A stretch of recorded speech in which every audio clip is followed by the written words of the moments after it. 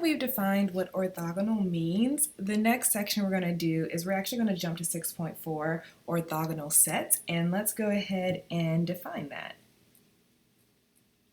So new definition, if we have a set of vectors, u1 all the way to up, and it's a set inside of Rn, so this set of vectors is an orthogonal set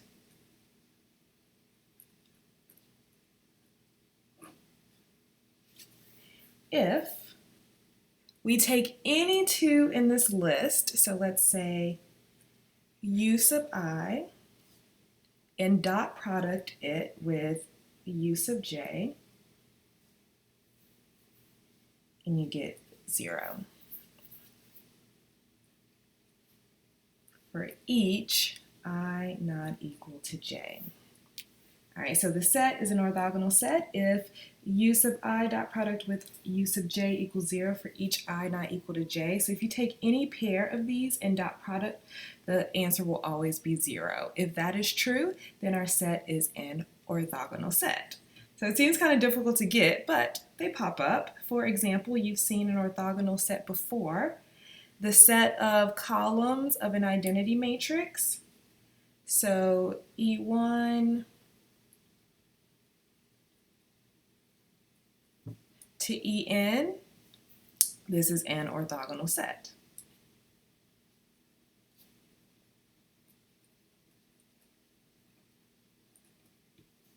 If you multiply any two of these, or dot product any two of these, you will get 0. All right, let's look at another example. All right, what if we have the set of vectors in R3? The first vector is 1, 0, 1. Next is -1, 0, 1. And then the last is 0, 1, 2. All right, what do we think here? Is this going to be an orthogonal set? Well, think about multiplying any pair of these together. Will we always get 0? We will not.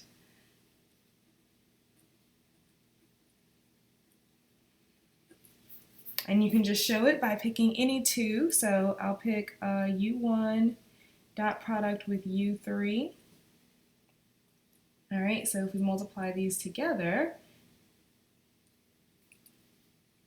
or dot product them, I keep saying multiply, 0 plus 0 plus 2.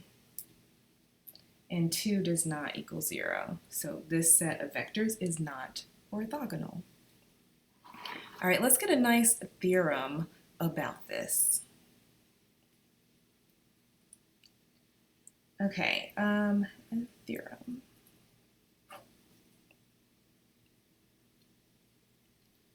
All right, so let's say if we have a set and call it S, and it's a set of vectors, u1 all the way to up, and the vectors are in Rn. So let's say that this set of vectors is an orthogonal set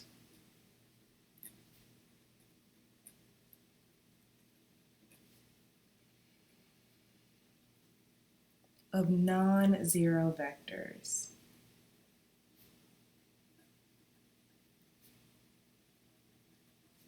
Then, capital S is linearly independent.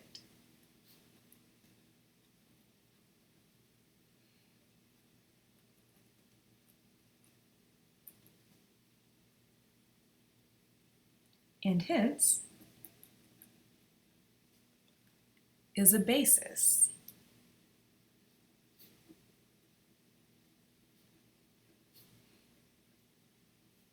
For the subspace spanned by S.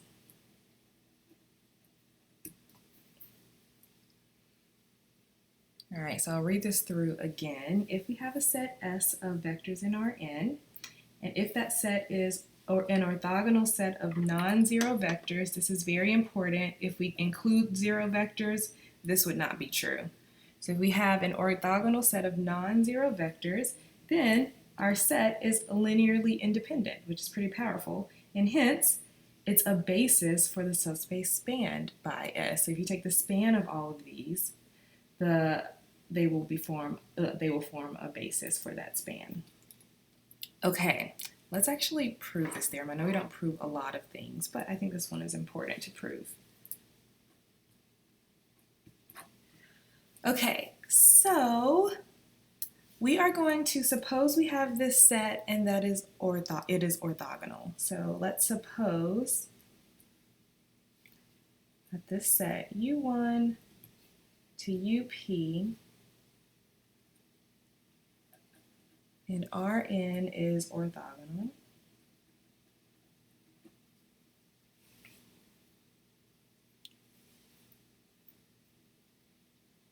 All right, so we're actually going to do this proof by contradiction. So it says if we do have an orthogonal set of non-zero vectors, then S is linearly independent.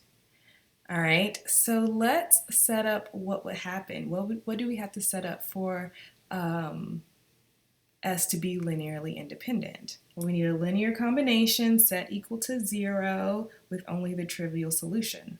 All right, okay, so we're going to suppose we have this orthogonal set and suppose we also have C1U1 plus all the way to CPUP equaling the 0 vector for scalars C1 through CP.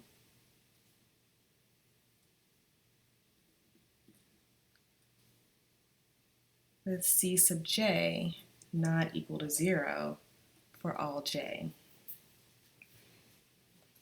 So what are we saying? Suppose we have this orthogonal set and this set is linearly dependent. We're going to show that it must be independent. All right, so we want to show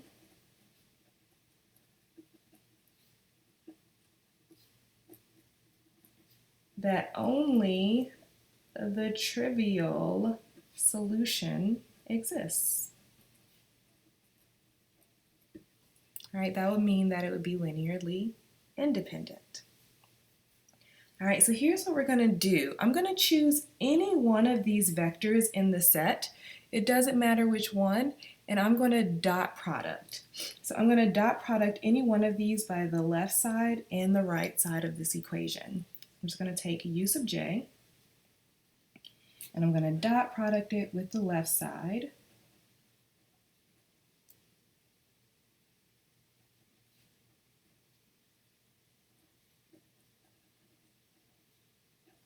So U sub j is also in here as well. We're just doing something extra.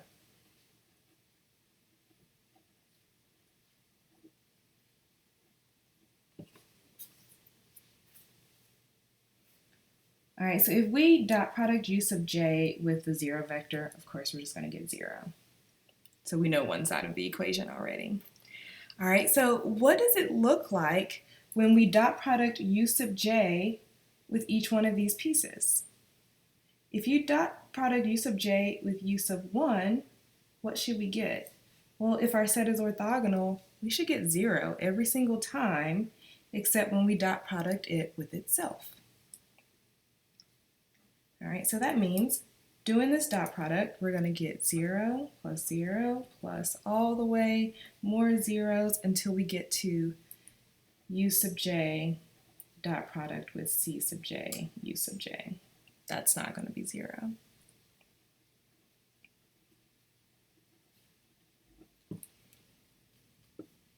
And the reason why we get all of these zeros is because our set is orthogonal.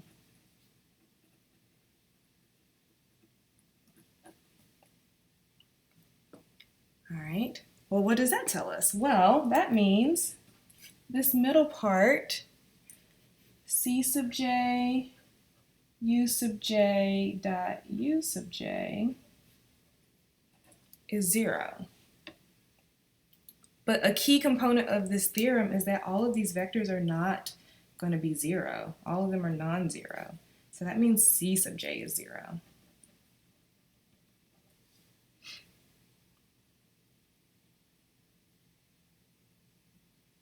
But didn't we say in our initial statement that C sub j is not 0? So we've shown a contradiction, meaning that we actually only have the trivial solution.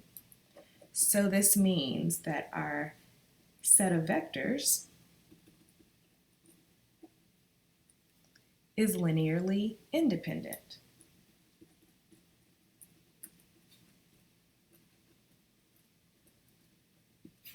End of proof.